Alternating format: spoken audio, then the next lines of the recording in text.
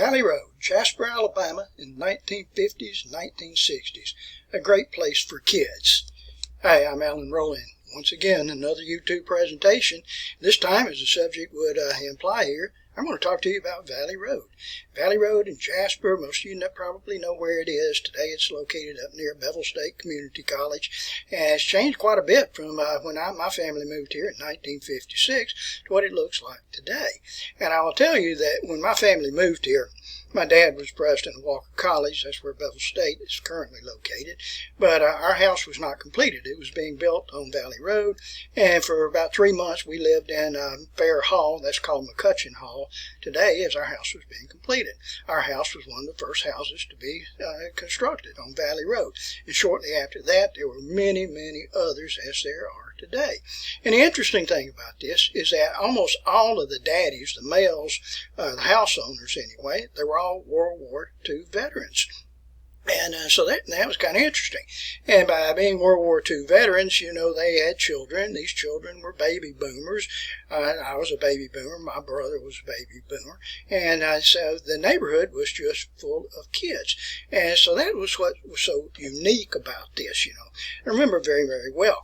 We had so many kids in the neighborhood, and I'm talking about boys, that we had enough for a football team. We had enough for several basketball teams and enough for a baseball team. And we would compete with other neighborhoods like North Highlands or Park Avenue. And for the most part, the name what we took was the Valley Road Polecats. And Judge Blanton was our coach, you know. And so it was kind of interesting. It was always fun. And I can remember my mother. And she was one of those that believed that, you know, children played outside, and most of the mothers in our neighborhood did the same thing. And my mother would tell my brother and I, as soon as we had breakfast, you know, shoo, out the door. And we would stay out until roughly 12 o'clock. She would ring the bell, and we would come back home, get a sandwich, and as soon as the sandwich was eaten, you know, we was out the door again. And we would play out until 5:30, something like that, and the bell would ring, and that was a signal for my brother and I to go home, and we would have dinner and sit around the dinner table and have dinner. We always had dinner around the table at that time, unlike many places today, including my home too. But anyway, so I want to go show you a couple of photographs here of that time, and I just have just a couple of photographs, and then I want to break it down and just kind of go through the neighborhood and show you why it was such a good neighborhood and how we all entertained ourselves in the 1950s and the 1960s. So let's go to our camera here and let me show you a couple of photographs, and this is what Valley Road looks like today. And we'll try to get that blur off of there. This is looking from the west, looking east, such as if you came over the top of the hill here, back in this direction, that's where Walker College, Bevel State was, and if you go down Valley Road here in this direction, you'll come out at the County Health Department. All right, there's a bend in the road to it goes to the left and in that area too. All right, but anyway, and that's where our entire lives were spent, you know, for the next 10, 12 years, you know, until we actually got through high school. And this is the house of D. Joe Gambrell, Coach Gambrell. That's where Danny Gambrell and his sisters, Gail and Stacia, lived. And here, the field here, that was our baseball field, that was our football field there, and if we got tired of playing football there, we can go over to John Kirkpatrick's yard, and that's John Kirkpatrick's house, which is right here, and this field here was our football field. We would play there, and you would always find kids there. But all activities would take place there, you know, from slow motion football. We played tackle football. You go behind John's house back here. He had a couple of basketball goals set up, so that was where we played basketball. This is the house where I grew up. You can see the house right here. And this field here, that was our wiffle ball field. And we also had a little golf course set up there, a little putt-putt type golf course. All right. Now, let me try to show you how the road was established then, existed then. And it may take you a second to get kind of positioned to this, but if you Go down here, you can see where Walker College was. That's where Bevel State is. You can see Indiana Avenue here. This is Fair Hall. That's where our family lived for a few months.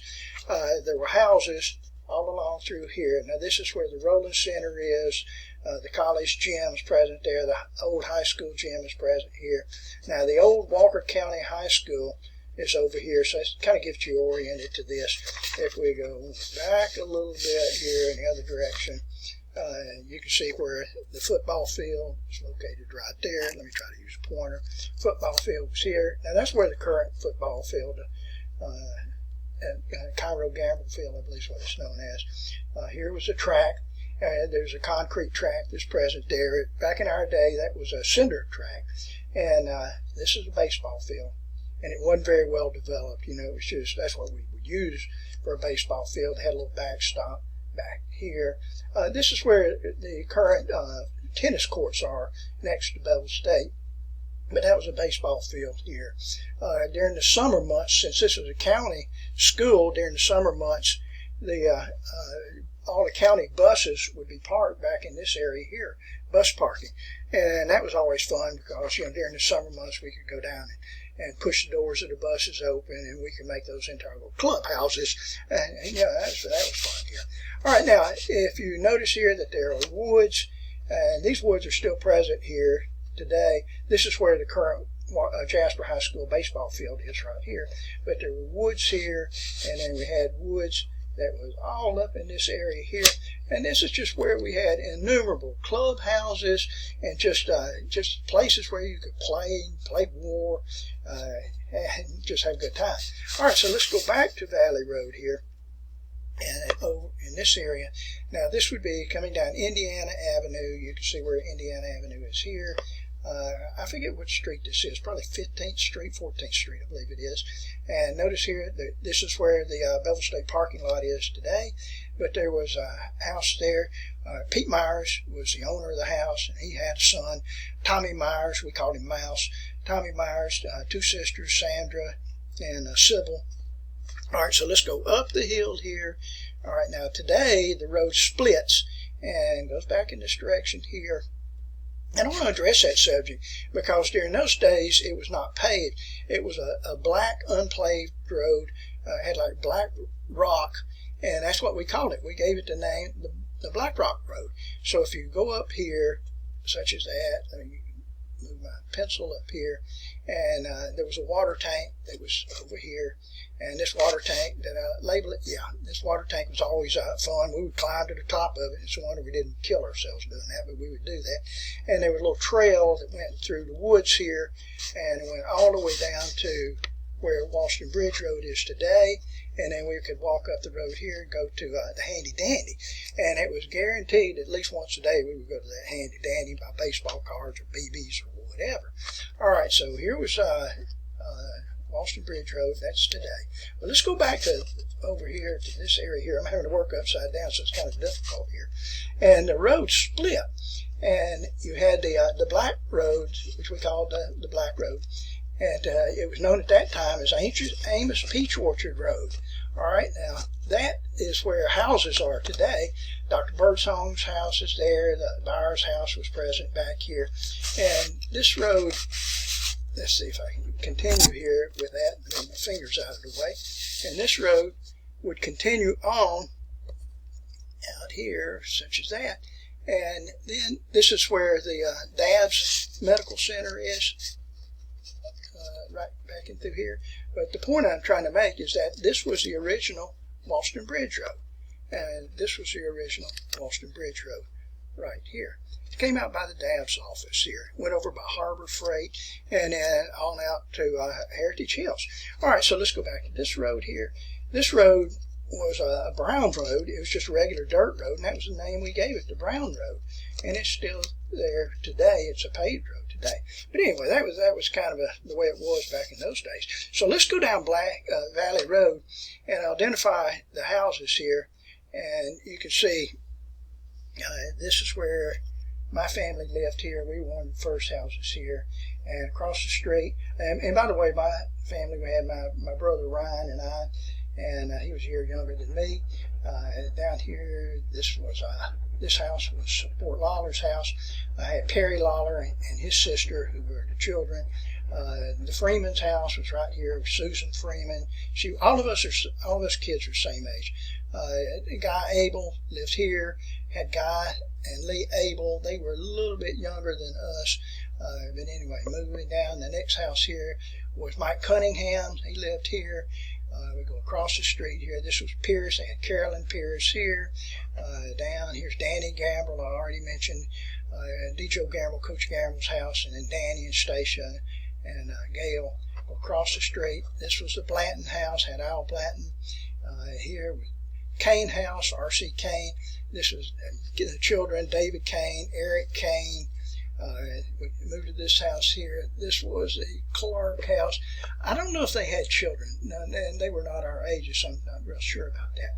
John Kirkpatrick lived in this house here. This was the Powell house. I don't know if they had children our ages or not. Moving on down, let's go in the other direction here. Moving on down, this is the Phillips house, Mark Phillips. Sparks' house was across the street. They had a couple of children. They were not our ages, though. Here was Aldridge house, had Greg Aldridge, Ryan Aldridge, all of us same age here. Russell house with Don Russell, Tommy Russell, Sandler, Latham Sadler's house with Sandy and his sister Margaret Ann. Down here was Linda Heitch, and next to her was, we always called him Hootie Thompson, if I can get my map right here, Hootie Thompson. And he had a daughter, Susan, and across the street here, this was later the house was built, but the Kelly house was Steve Kelly, Tommy Kelly. This was a Yarchuk house. You had Larry Yarchuk and his brother, I can't remember his name, Larry Yarchuk, and his brother. So the point I'm trying to make is that we had a lot of children here that was present on this street. Everybody played together. It's almost like having your own school and your own playground there. Now, as I said earlier, we spent a lot of time in the woods back here. That's where we played war and have our little clubhouses and dens. And the other focal point that we had on the street here was a pipe. And I should have gotten a photograph of this the other day. It's still there. It's a culvert. And it was about a 4-foot pipe, and it went under Valley Road. Now, notice here, after on the creek here, here's the creek. It's going in this direction here. Creek's still there. And, of course, we would all play down here where the pipe was, right in this area. And the creek was full of crawdads. We'd catch crawdads all the time and bring the crawdads home and release them in the backyard. And by golly, I tell you, here it is, 60 years later, and my father's house still had crawdads. It was very moist in the backyard, but still had these crawdads, from the descendants from that period of time, honestly. But this pipe here, it was a 4-foot culvert, and all the kids in the neighborhood, we would gather inside that pipe there, and you could walk from one side to the other if you wished to do so. But anyway, that was a fun place just to hang out. All right, and I could tell you 1,000 other stories about Valley Road, but it would just take too long. But that was just such a fun place to grow up in the 1960s. All right, thank you very much.